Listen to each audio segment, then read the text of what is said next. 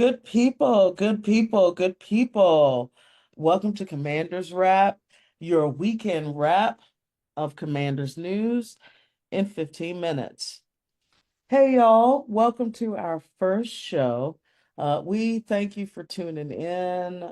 Remember, we're not experts, just some smart AF fans. I'm your host, Dr. Wonderful, and joining me is Kevin Bain.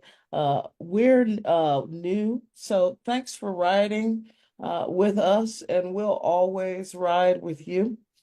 Just remember that.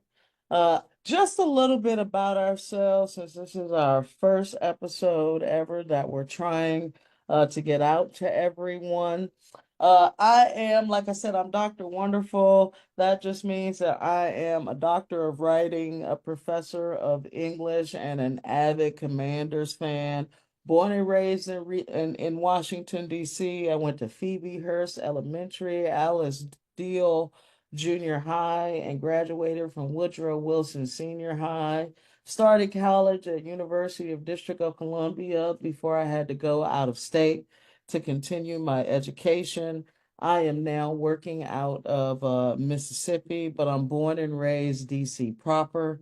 And that's the most important thing.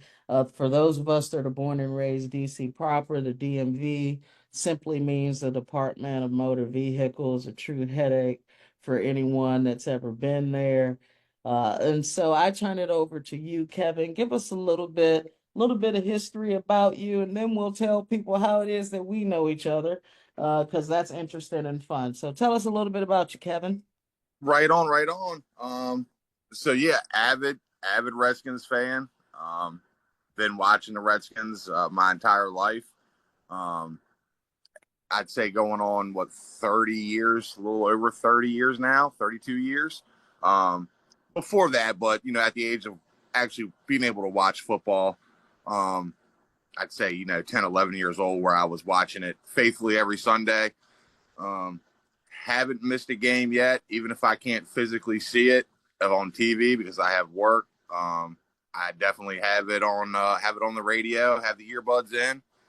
Um, I'm also born and raised in DC, uh, and then moved right outside of DC to PG County when I was probably about 14 or 15.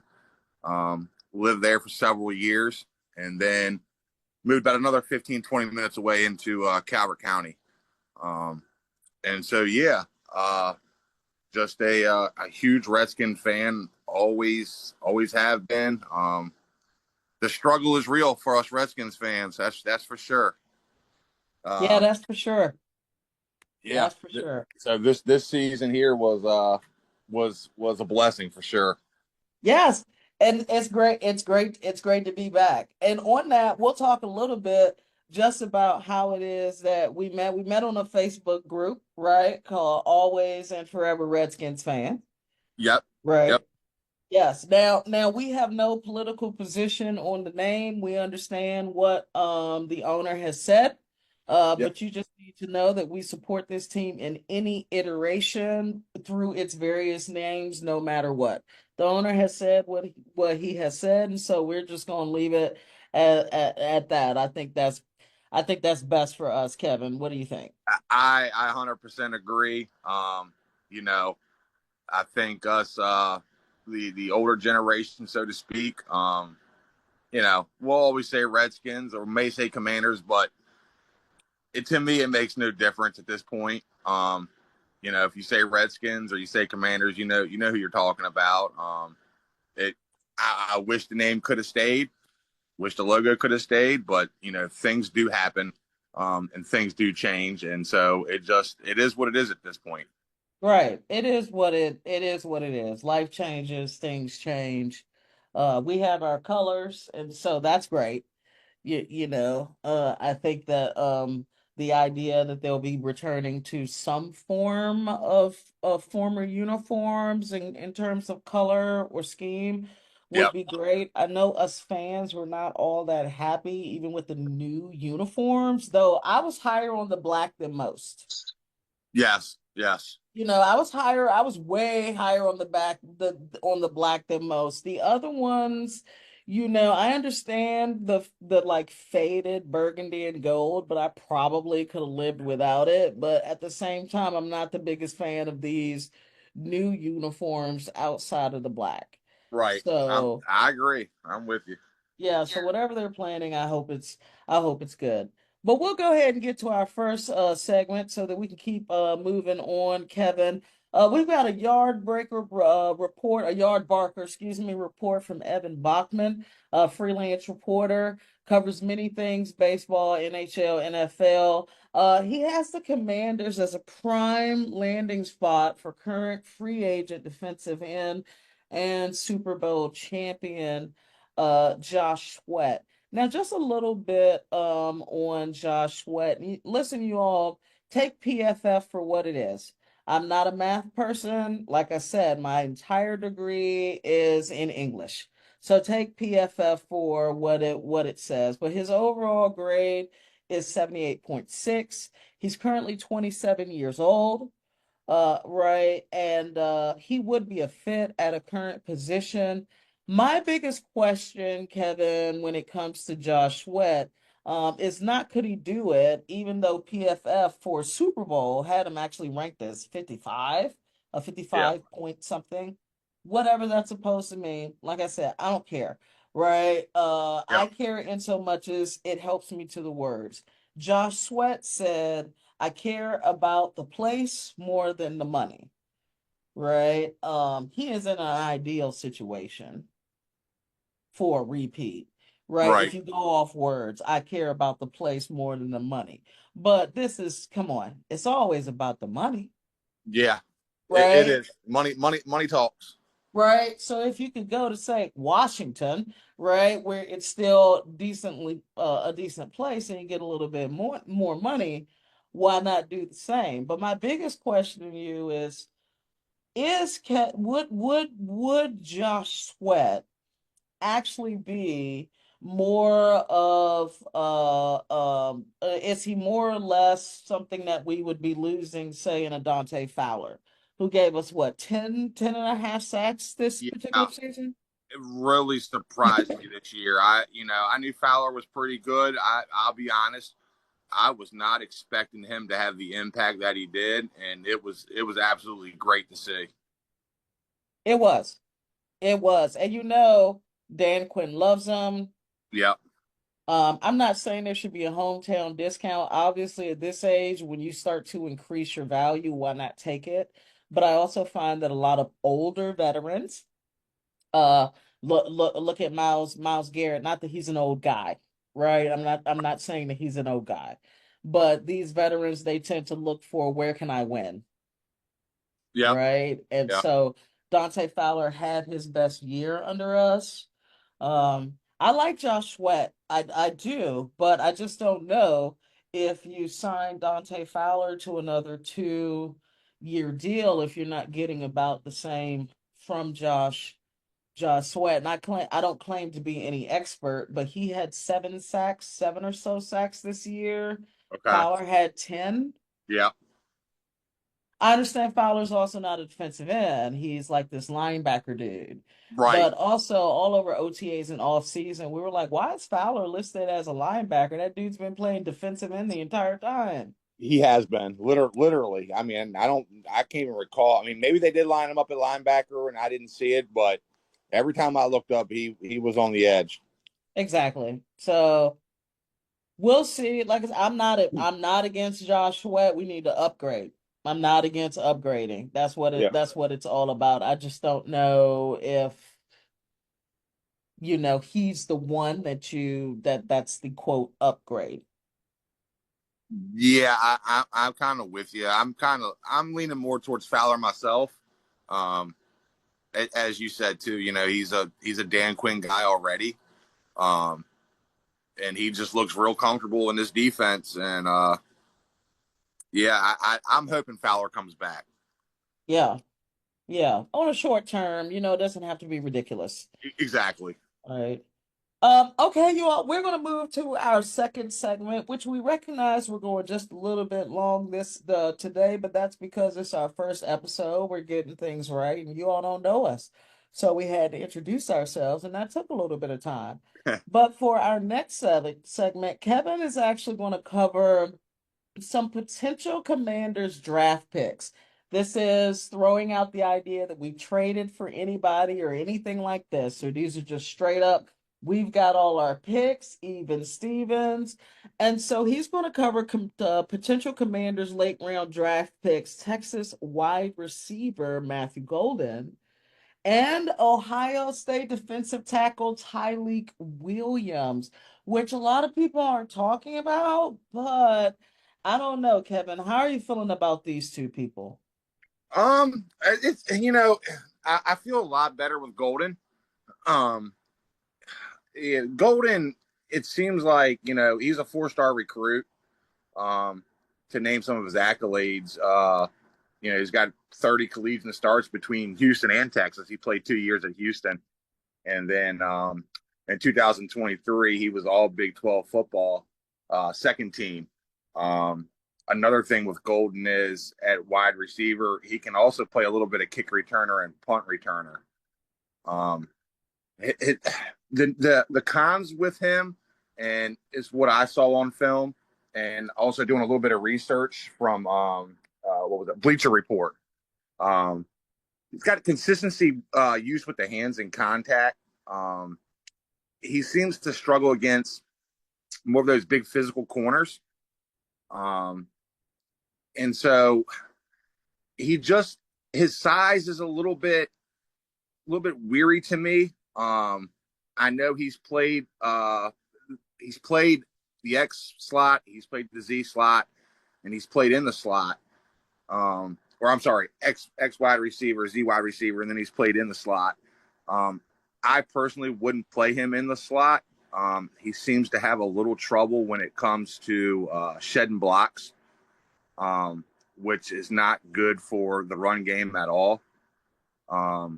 And he battled some injuries over the past few seasons, although he did play every game last year.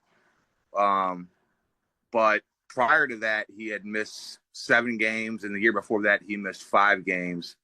But there are some really good things about him too. He's got great speed. He's very quick off the line. He definitely has the ability to make explosive plays down the field. Really crisp route runner. Great hand-eye coordination. And so it's just one of those things where I think he's more of a wide receiver 3. I don't know. I don't know if I'd put him in that wide receiver 2 category if he's going to make that much of a difference. Again, I'm still watching him on film. So I haven't made 100% decision on him personally. If he's there at the right time, in the draft, I'm all for taking him if it's the right spot. I wouldn't reach for him, but yeah, he's somebody that I think he's very coachable, seems like. And so with our coaching staff, I have faith that he could, potentially turn into a pretty good wide receiver. It's just one of those things for me. It's just still kind of up in the air. But yeah, we'll see what happens. As far as Williams goes, at defensive tackle, yeah, I didn't hear a whole lot about him. However, from doing a little bit of research and seeing a little bit on film with him as well too. Of course, he's playing for Ohio State. He's got really, really strong upper body strength. This guy can bull rush, and I mean, he can get to the quarterback. He's pretty good getting off blocks, shedding blocks. He's good at collapsing the pocket. Another good thing I saw from him, he's really great at getting his hands up at the line of scrimmage and batting balls down, something you don't see a whole lot of defensive linemen do these days. If you can't get to the quarterback. So I was really impressed with that. The cons that I saw from him, he kind of has a habit of false stopping or hopping out of his stance. Although I think that can be corrected, with the right coaching staff and over time. Um, he seems to have a little bit. He's a big guy. He has a little bit shorter arms. What is he? He's 6'3", 327 pounds. That's what he last weighed in at. He's got a little bit of shorter hands, shorter arms. So to limit his extension when taking on blocks, sometimes it can be a little bit of an issue. So I think he's still learning that and how to be more consistent with the use of his hands as a both pass rusher and a run defender. But overall, though, his health has been really good, which is something I always look into is their health. I'm one of those people that's pretty optimistic about bringing a guy in that has had a lot of injuries at the college level. For me, that just makes me nervous. Right. I feel like if you're getting hurt a lot at college, that you get into the NFL where it's bigger, stronger, faster. It just makes me personally worried. I know sometimes they can be okay, but his health overall has been really good. He missed 2 games last season. Mm-hmm. I could not figure out why. Mm-hmm. I'm not 100% sure if college doesn't release it, but it was like undisclosed. I'm sure maybe somewhere you can probably figure out exactly why, but he only missed 2 games. Year before that, he played every game. But overall, his combination of size and strength and athleticism, it gives him a high ceiling. Okay. So Here's my question. Injuries scare me too. Like mm-hmm. when I used to watch the NBA, yeah, well, not used to watch, I still watch it, but when you're a fan of the Wizards, it's hard. But I used to say I can't draft a guy, particularly a center, who has knee issues, because this is just the impetus of what you do in the NBA, particularly as a center, right? Or just as a basketball player.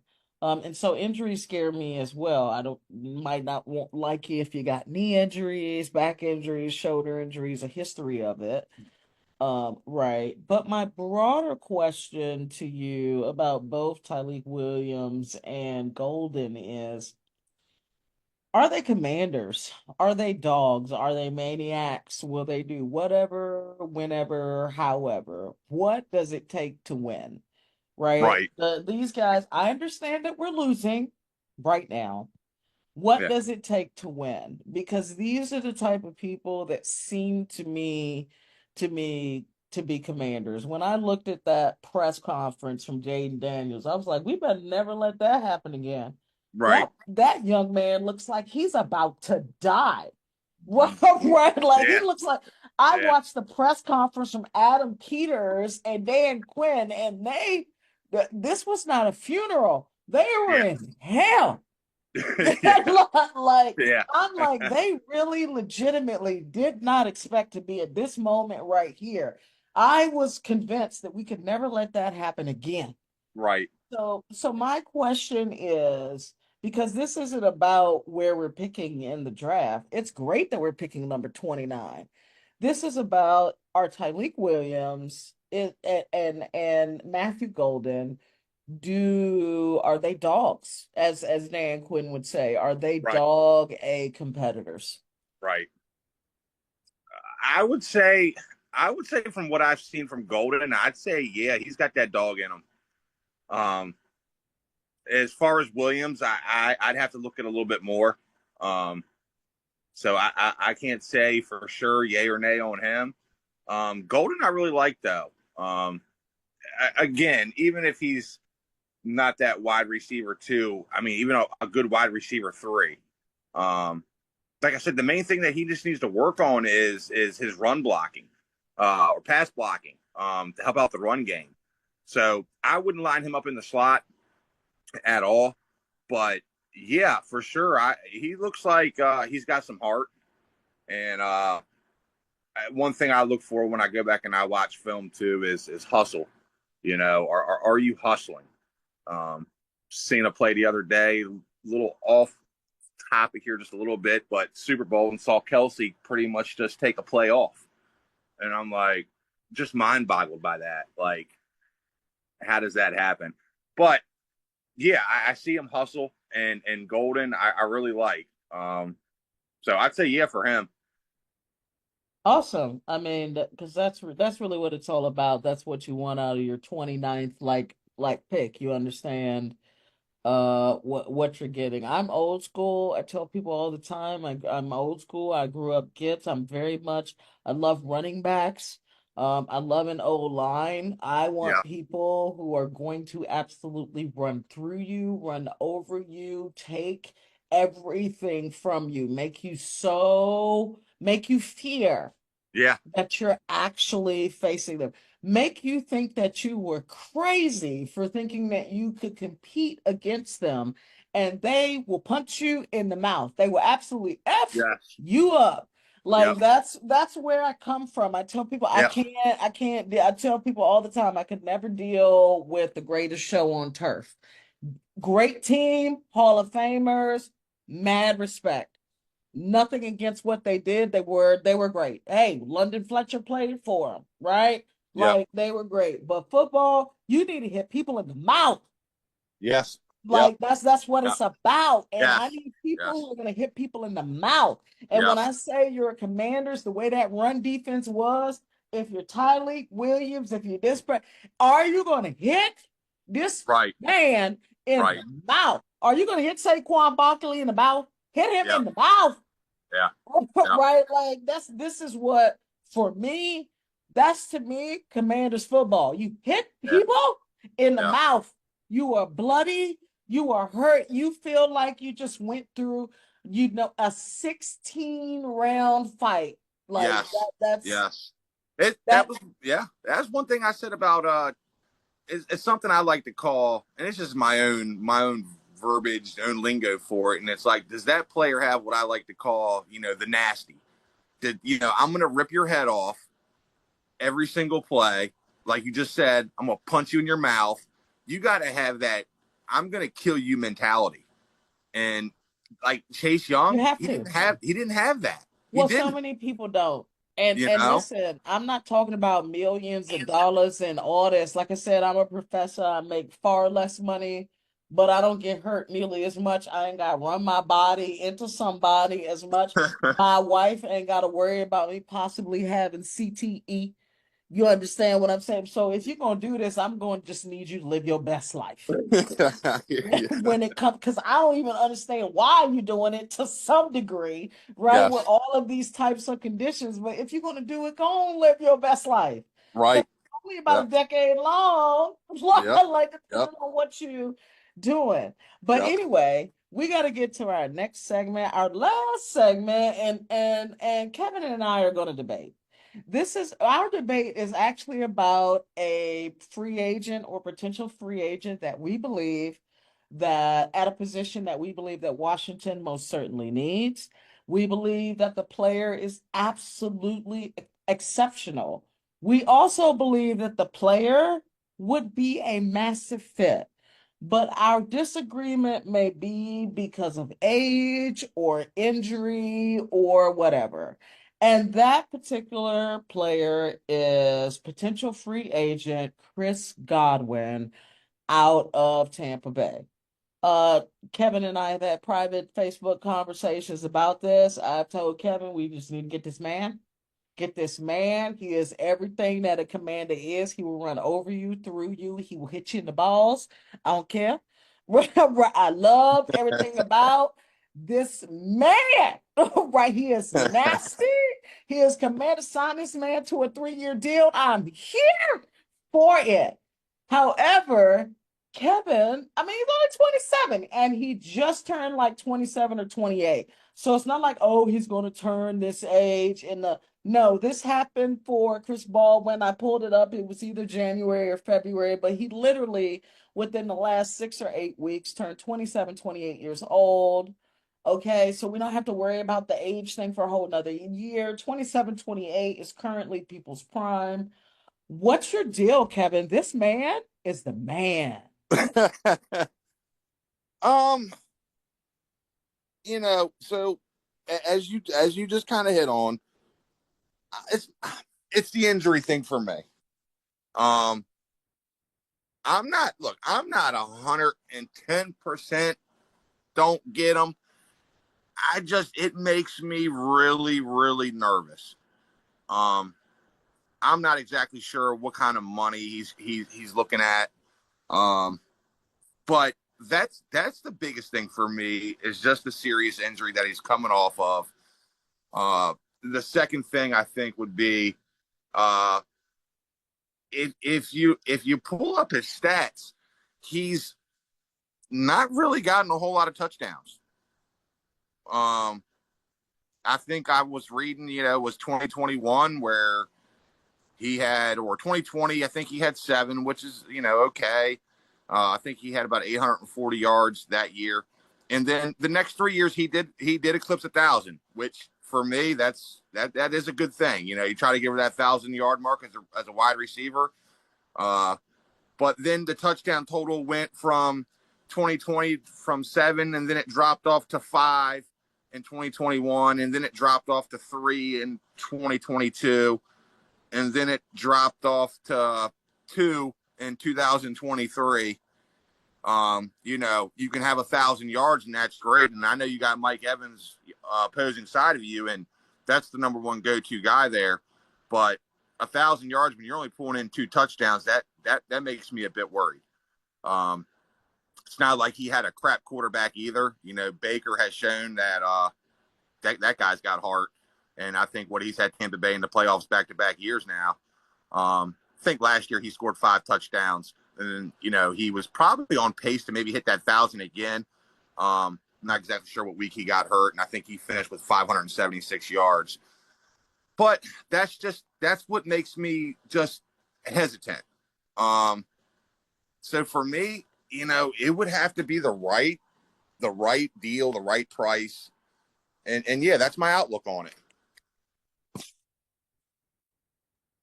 Okay, and I think that's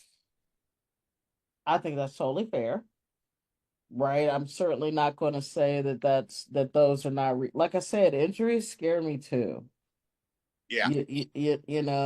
Injuries can definitely scare me too, without question. I certainly understand why that could hamper anybody or make anybody feel weird about it. Also, this man.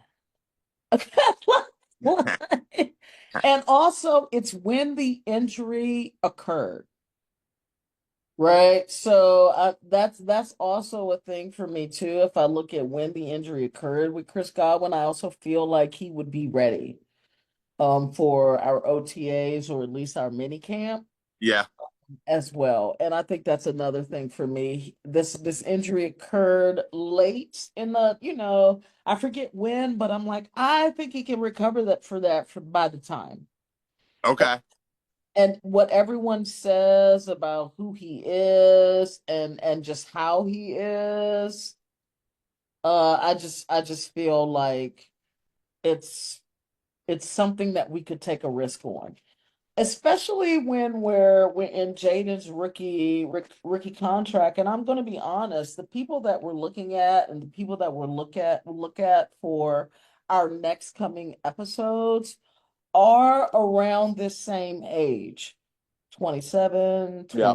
28 years old. They're Yeah. around that same age Yeah. as, say, Chris Godwin.